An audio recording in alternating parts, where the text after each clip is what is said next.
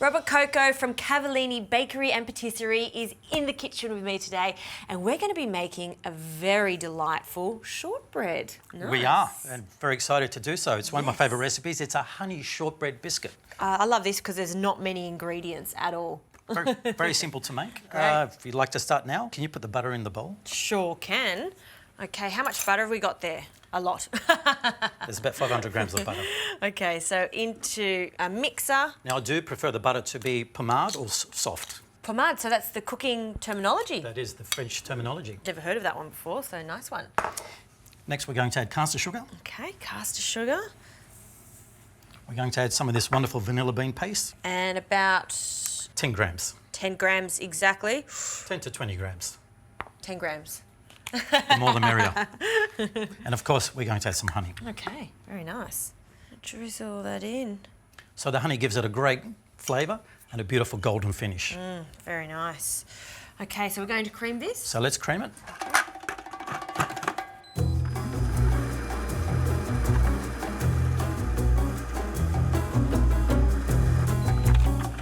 All right, Rob. Wow, that looks great. Nicely creamed. That looks wonderful, Justine. Okay. Let's add the flour and a pinch of salt now. All right, so just plain flour, and in it goes. Throw it all in.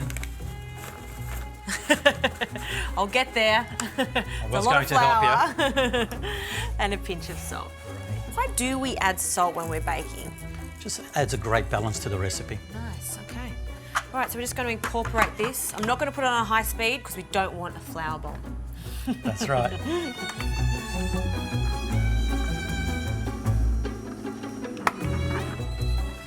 All right, Rob, that is looking pretty good to me. Nailed it. Looks great. I'll take the whisk attachment out and I'll pass the rest to you. Right. You can really smell the honey in it too. Very nice. Okay, now we're going to place that into some cling wrap. Yeah. Okay, and then we're going to place that straight in the fridge, let that rest for 30 minutes. Okay, and then we're going to pin it out with a rolling pin, and then we're ready to cut our biscuits. Sounds good.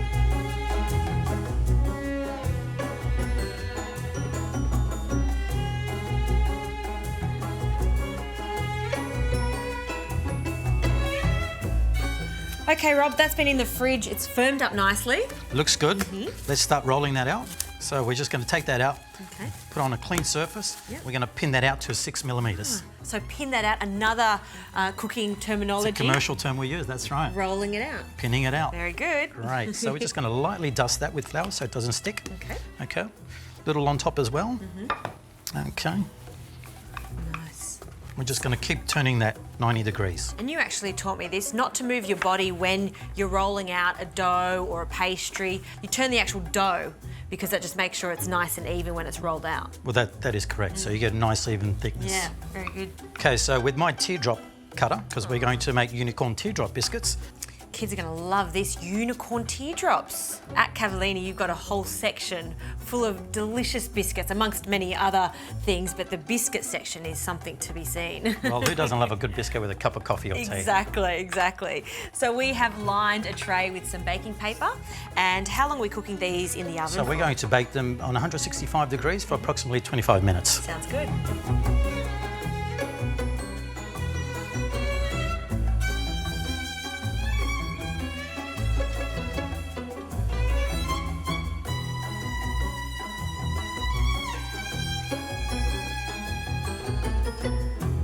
Rob, these bickies look fantastic. They haven't shrunk at all and they're a perfect golden colour. Very happy with the colour. Yes. The reason they came out so well is we let the dough rest before we put it in the oven. Yeah, so that's the only thing you need to do. Be patient with your biscuit base. Let it chill in the fridge and they'll be like that every time. That's right. Nice. So let's make a royal icing now so we can frost those biscuits. Sure. If you'd like to place the icing sugar in the bowl Okay. and the egg white. What makes this a royal icing as opposed to a standard icing? Well, traditionally, royal icing was made to decorate wedding cakes in the very old right. days, and we Yep. still do use it to decorate wedding cakes. But it's very easy when it comes to doing that fancy pipework around a royal wedding cake. Yeah, nice one. And we're using egg white, and this makes it distinctive too. That's right. So that kind of holds the frosting together. Okay, egg white. And we're just going to cream that until it's nice and smooth. It goes on.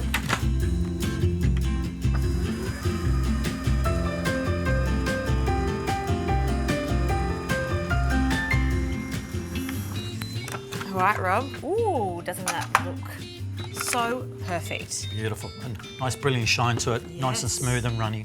And that's the consistency that we're after, right? How it just drops off that whisk attachment. And we're not just going to put white royal icing. That would be boring, right? Absolutely. You want to have a bit of fun here. Yes. Okay, so my kids love using the hot pink and teal. Yes. Let's separate it in 2 bowls. Okay. And then we can add our food gel. So it's about half there. Ooh, that's dreamy, isn't it? Oh, that's nice and runny. Could stick my finger in there. Yeah, I know. I'm waiting for the final result, which is very unlike me. And then the other half. So I'm going to place hot pink into my bowl. Okay. And if you could add the teal to your bowl. Yes, I thought you'd like the pink colour.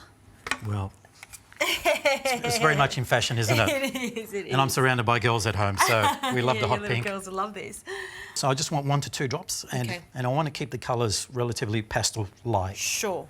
And now for my perfect teal colour. 1, 2. Oh, might have put Perfect. too much, we'll see. But it is a good idea when you are using food colour gels like this is add a little, mix it, because you can always add more later on That's as right. opposed to taking it out. You can't change it. And this is my favourite part, when you see that food colouring just stain that pure white royal icing. Oh, it looks good. What a beautiful colour there, It is Justine. such a lovely colour. Okay. Now we're ready for dunking the biscuits in the royal icing. Nice. Okay, so I'm just going to show you my technique. Okay. So keep that teardrop part towards the bottom. Okay. Okay, so when you dip the biscuit, slowly pull it out of the icing. If you take it out too fast, you'll get a rough finish. Okay, And then let it just sort of... point it down and just lightly with your finger, rub the surface. Yep. Okay, and wipe the edge with the index finger. So it's nice and clean on the edge. You've got, Yep. got a nice surface. Well, that is just flawless. Thank you. I bet mine's not going to look like that. Well, why don't we give it a go? I should try, shouldn't I? Please. Okay, so you said teardrop down into the icing and carefully lift it. Give it a shake Beautiful. and scrape it off. Not bad for my first one. Looks fantastic. Well done. There's that Happy one. with that. Would you like me to make some more? If you'd like to finish them off. Okay. Okay, and I'm going to place the confetti on top of the biscuit. Nice one. In it goes. Yeah, it really is important to get that consistency of the icing correct, just so it coats it perfectly. We want to have that beautiful finish. Yes. And part of that is having a nice smooth surface of the royal icing. Great. There you go. So I'm going to put the unicorn confetti on top of the biscuit. I'm going to place it in a bowl. This is such a great recipe for kids to get involved. My kids love making these biscuits, and they're popular for both young and old kids, to be honest. Yeah, absolutely. Great with a cup of coffee or a cup of tea. I'm going to sprinkle some of these unicorn confetti all over the surface of the biscuit. And the last bicky, just take away excess and, like you've taught me, scrape the sides down. Oh, Beautiful. finally, that's my Perfect. best one actually, I'd say. Okay. I love shortbread, I love my cookies, so I'm gonna have a taste. Do you mind? Please go for What are it. you going for? I will go for the hot pink. All right, well, I'll go for blue. Cheers, Rob. Cheers. Thanks. Thank you. Honey shortbread. It's a goodie.